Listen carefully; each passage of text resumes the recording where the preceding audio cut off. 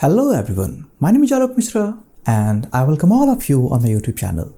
Today we are going to discuss something very important, something that always bothers us, something that always keeps us awake at nights when examinations are at hand, and also curious and alert whenever possible. We are talking about studying a novel. So studying a novel, in the first instance, as you hear it, seems fun. Isn't it? Like you go through the text, you find important characters, you find interesting characters, you find characters as hedonist as Bathsheba, you find characters as simple and as pitiable as Gabriel Oak, you find sharp characters like Rebecca Sharp, you find comic characters like Amelia Sadler, you find interesting characters like Napoleon, you find quality characters like Murthy. You find interesting characters like Railway Raju. We also find complicated characters like Stephen Dedalus. So there is a complete rainbow of characters that we meet. There is a complete mix of events that we encounter, and there are platitudes of emotions that we go through: highs and lows, surprise, shocks, fear, pity, love, hatred. So a novelist can create an entire new world for you, and we are majorly living in that, isn't it? But readings aside, when it comes to studying a novel, when it comes to studying a character, when it comes to studying a plot, is it complicated? Sometimes. Yes, studying a novel may be sometimes difficult. When we have to study novels by Virginia Woolf, it is often difficult. If we have to study novels by modern novelists, for example, Chetan Bhagat, that is simple. So there are different novelists and different styles. But in our syllabuses, universities often include the novels which are complex, and that is why they could make it on the list of the prestigious universities syllabuses of English literature. So in this video we are going to study some of the most important techniques that we can apply when studying a novel, and that will make your process, that will make your studies simple, convenient and productive. That is something that I can assure you of. So without skipping any part, just bear with me as I discuss the things that I have been doing for more than 15 years now, and I have been very successful in studying the novels that I have studied. I will share all that with you. So let's start it. So let's begin with our process. Now, when it comes to study a novel, then the first thing and the most important thing that we all must do is we have to interact with the text itself. Begin with the text and do it always. Don't start with shortcuts like lit charts, e-notes, all other websites that give you some shorter brochure that have all those important things and all that blah blah blah. Start with the text itself. That will bring you many benefits, and I will make a count of all those in this video later on. So when you start with the interaction with the text, then there are certain important things that you must keep in your mind. First of all, start with taking notes. So how do you start with taking notes without even reading the novel? Yes, you can do that. You can do that by starting with the publication history, the authorship, and some other things. Who is the author? What is the title of the novel? When did it publish? Was it published in a serial form? Was it published as a whole? Who published it? Where it was published? So these are the things that you can input in your note right away before you start reading the novel. So this is pre-reading notes. So this has all those important information that you can remember, memorize. So whenever you have to answer some objective questions in examinations like NET or even in your university examinations, you can easily answer that. For example, suppose we have to study Gulliver's Travels by Jonathan Swift. So in your entry, you will put title Gulliver's Travel, author Jonathan Swift, publication date you can easily find, and this is Norton edition. So this gives you publication history, publication process, pre-publication phase, and many other things. So there is an added advantage when you have Norton edition of the novels that you are about to read. So you will put the name of the novel, the name of the novelist, the date of the publication, form of the publication, name of the publisher, place of the publication.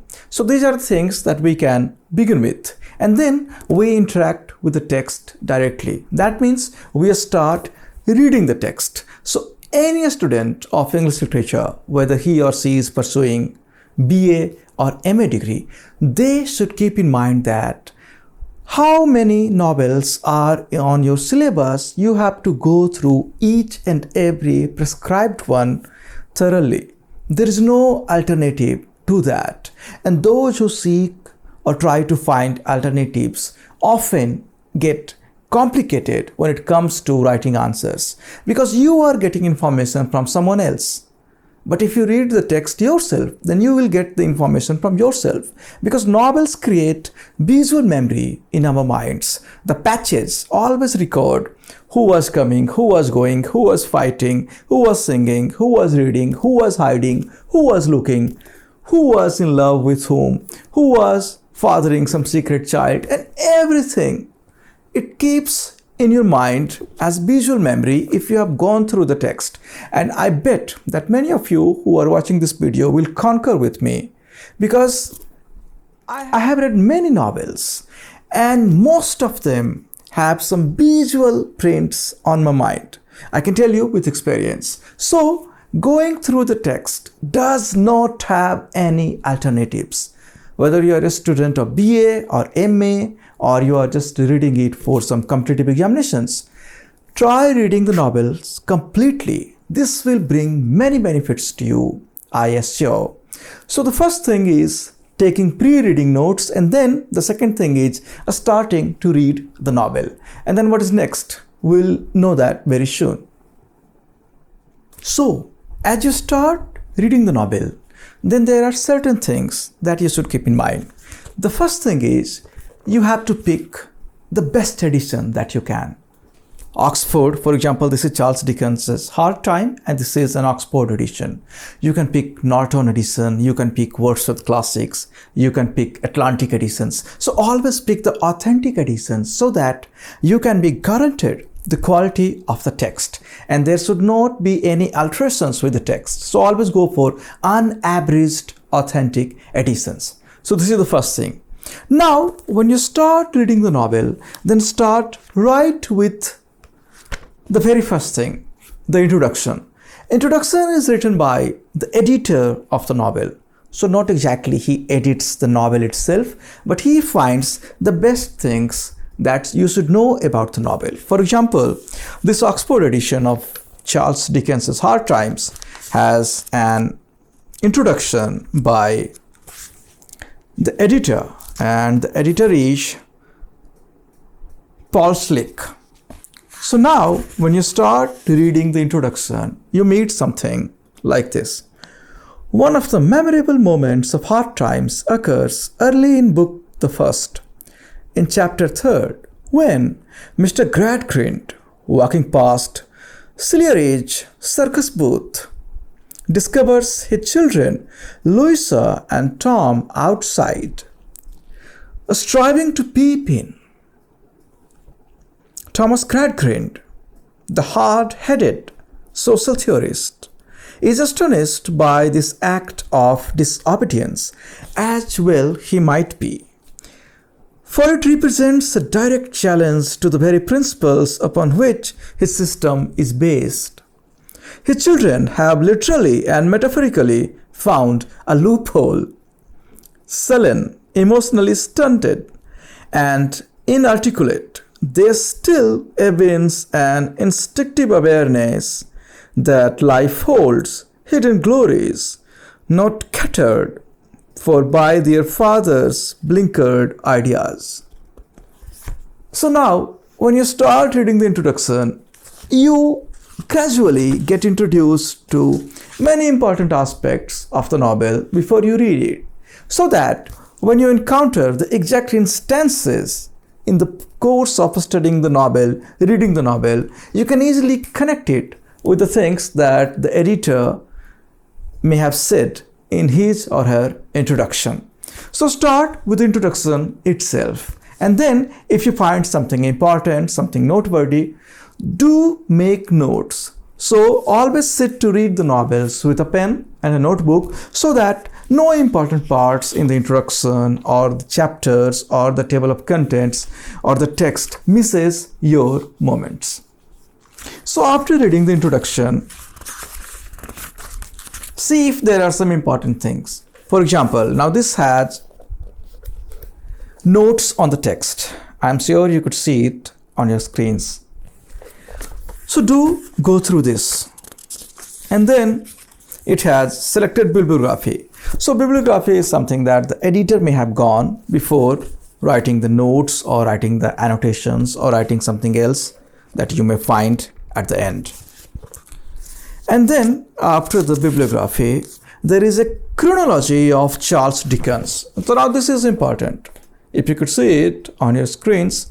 So this chronology of Charles Dickens gives you the birth, the important events, the publications, the jobs he kept, and many other things about Charles Dickens. So this is not only useful for this particular novel, this is useful for any examination, competitive examination or university examinations or eligibility examinations. So any examinations you appear, you will find these things very important. And then after the chronology, we move to the next part, which is the text itself. Now hard times, and if you turn the page, you will find transcribed to some particular person, Thomas Carlyle. So it may be asked, because NET examinations often examine us in various strange way, how many legs the dog of a particular lady in a particular novel published in a particular country might have. 8, 7, 3, 4. So NET examination always examine us in various strange way, like I said. So they may ask you, who was a person to whom Charles Dickens transcribed his novel Hard Times? Okay, so jokes aside, now we come back to reading the novel. So after finding it is inscribed to Thomas Carlyle, we come to the contents. So the contents is very important. I'm showing it right to you on the screen. So always remember that content in any text, authoritative text, is important. See, like Charles Dickens has divided Hard Times in 3 different parts. The first part, book the first, it's sowing as in sowing some seeds. The second part is book the second, reaping. And book the third, garnering. So this division holds some importance. So you should always make note of that. Like Charles Dickens has divided Hard Times into 3 different parts. Book the first, sowing. Book the second, reaping. And book the third, garnering. And the chapters are unevenly distributed among these different segments. The first book has 16 chapters, book the second has 12 chapters, and book the third has 9 chapters. So these are all the metadata that you must keep in your notes.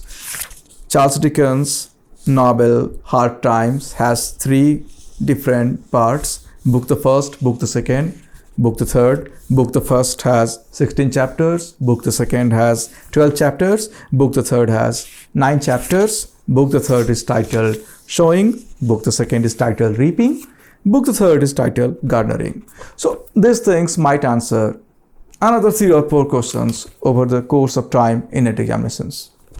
And now we come to the text, exactly the text. So book the first, Sowing, and now it has some asterisks. And you will find these things at the end. The editor must have supplied with some notes, and yeah, they are there.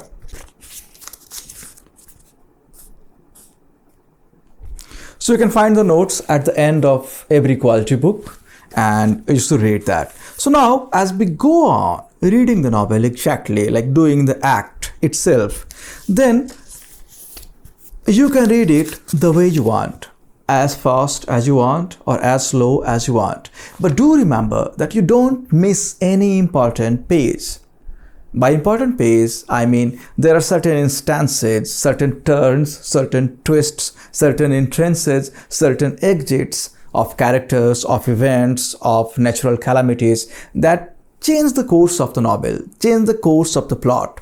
So go through the novel in your own speed, in your own preferred speed, but keep taking notes wherever you find something important happening. For example, when does the protagonist first appear on the scene? When does any character enter? When does a character commit something important that may change the course of the novel? Who is related to whom? So these are the things that are often asked in the objective kind of examinations, and these things also help you in understanding the overall scheme of the novelist in writing or preparing or designing the plot, the stage, the events of the novel. So these things will keep you updated with many things. Now, as you go on reading the novel and keep taking notes, you will encounter various characters. So as they start appearing, make notes on them. Character X appears here, character Y appears there, character Z appears here, character C, character A, character D. So right from the beginning to the very end. This way you will have the names of all the characters who are in the novel.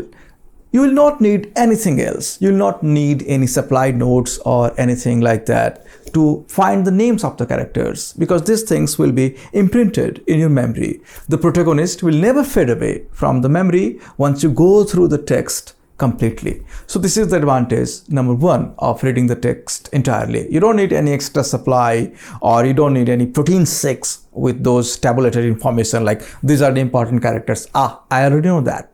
So after knowing the characters and noting their entrances, you should also note their first appearance.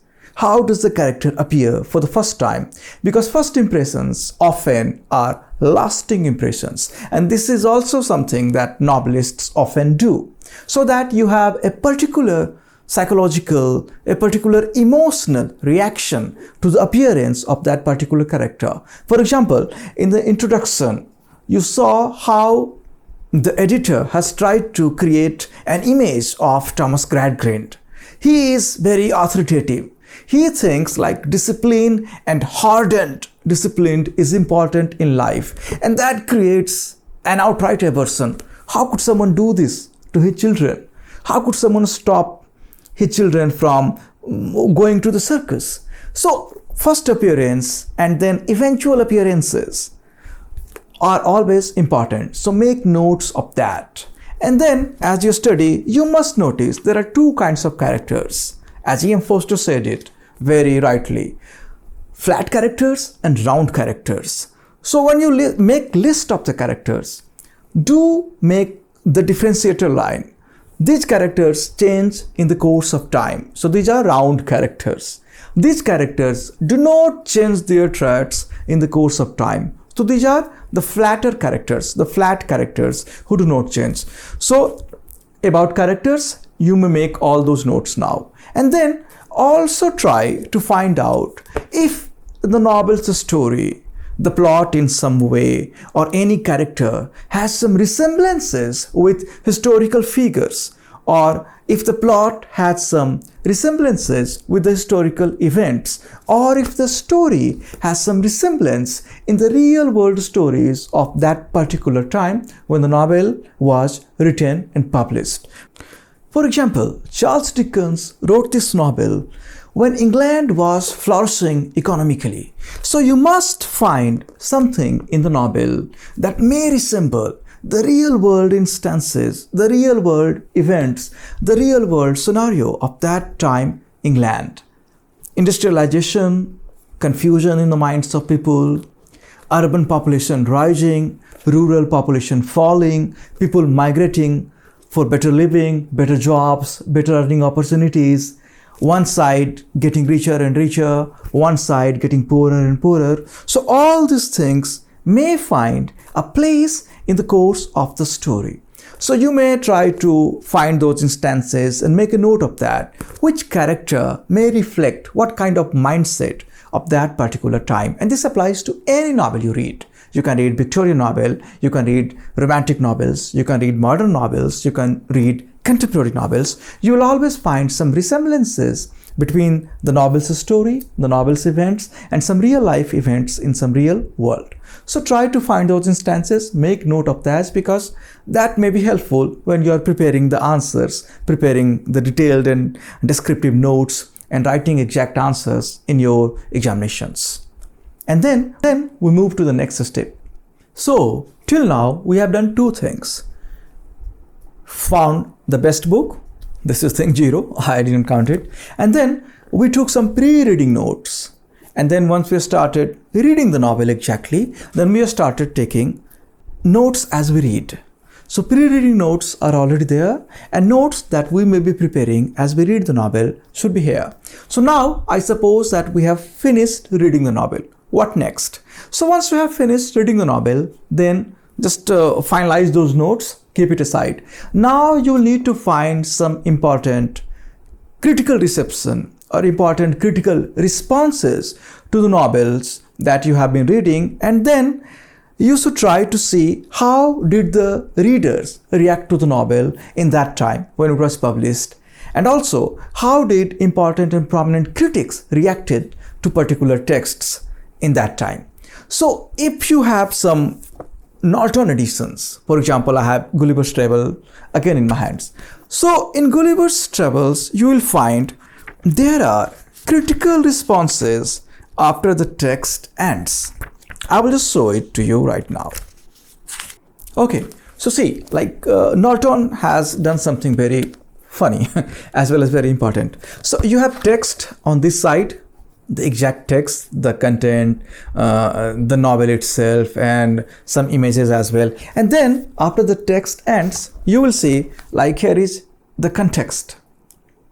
I hope you can see that. Here is the context. So now in context, you will find the advertisement, a letter from Captain Gulliver to his cousin Simpson, a paragraph on Queen Anne, the Lindalian Rebellion, Swift's correspondences about the novel, and here are some historical correspondences as well. Alexander Pope to Swift, Swift to Reverend Thomas Sheridan, Swift to Alexander Pope. So you see, like having Norton edition gives you an advantage, a clear edge over all other editions that you could have found of any novel that you want to study. And then after the letters and correspondences, we find a very interesting response by Alexander Pope on Gulliver's Travels. He has in fact written a poem, an epistle, and this is obviously in heroic couplets. And after that,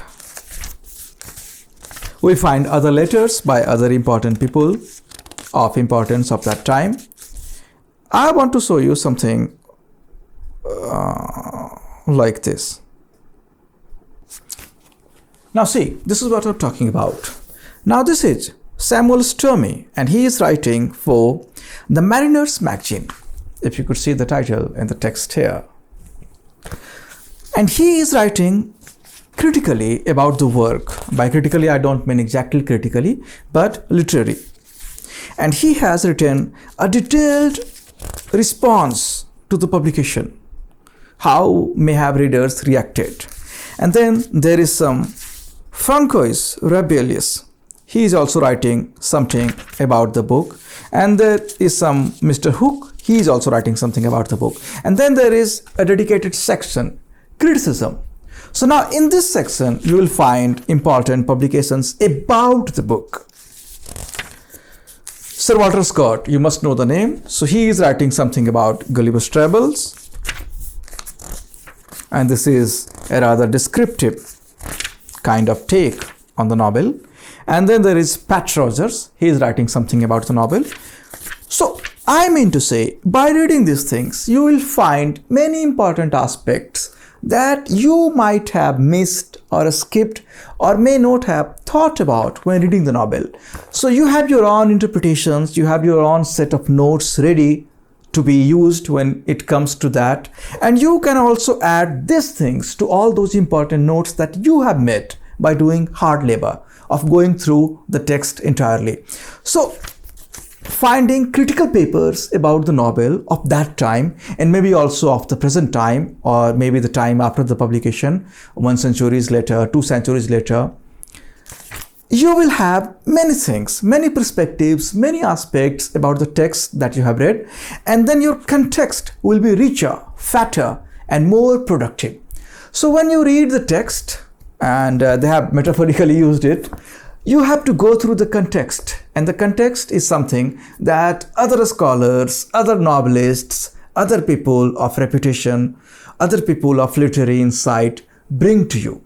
So try to find some papers, you can join some groups, you can join some reading sessions, you can join some online platforms, and you can easily find those notes. I'm not telling you exactly how you can find that. You can join the Telegram channel that we run, and you will see scholars and students exchanging notes more than often. So you could join some that kinds of group, and you can easily find notes about any novel that you want. But do it only after you have gone through the text, so that your context grows richer and richer with time. So these are the things that you could do to study a novel in a perfect way. What we have done until now, we have found out information about the novel that we have to study, the novelist, the novel, the publication history, and then we took some pre-reading notes. We started reading the novel, we took some in course of reading notes, and then we read some context, that means some papers, some critical responses, some book reviews, and we took some post-reading notes.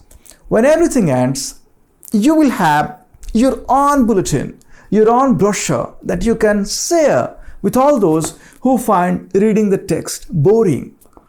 So you are not doing a service to yourself alone, you are doing a much wider perspective service to every lazy student out there who find reading a novel boring, but then they run here and there for notes, for helps, for inputs, for papers, for character sketches. But once you go through the text by this way, like taking notes, making notes of important characters, taking notes about the protagonist, taking notes about important events, finding similarities between events in the novel and events in the real world, you will have a much wider perspective that, compared to someone who has not gone through the text, is huge, humongous, and much wider. So this is how I have been reading novels right from the days of my intermediate. Intermediate means 12th in India. So these are the things that I will suggest you must do if you are a student of literature and you are confused how to study a novel. Reading a novel is the most important part of studying a novel. After reading the novel, you have to read all those important papers and reviews and segments and inputs by people of repute. And then you will prepare something that others will read very, very enthusiastically. So this was it for today, friends, and we will try to do something like we have done with poetry in one of the earlier videos, and today we have done this with studying a novel. I will try to do something with how to study a play or a drama. I hope you find this video useful, and I do sincerely hope that you start reading the text and making it fun exactly the way it should be. So you go through the text, you have fun, you meet new people, you meet new instances, you meet new events, you encounter surprising, shocking, fearful, emotional, lovable, affectionate events, and you see characters indulge in various kinds of action, and you have those memories in your mind while you are having notes on your paper. Then you go through the context, you are having wider perspective that will help you writing better answers in your examinations, and also you're having the metadata. And by metadata, I mean the details about the novels like who are the authors, what are the titles, when the novels appeared, in what form the novels appeared, and also importantly make sure that you have the list of every parody that might have been published against the novel that you have just read, and also if there are some rewritings about the novels that you have read. So that is something that you should insert in the metadata that you have prepared.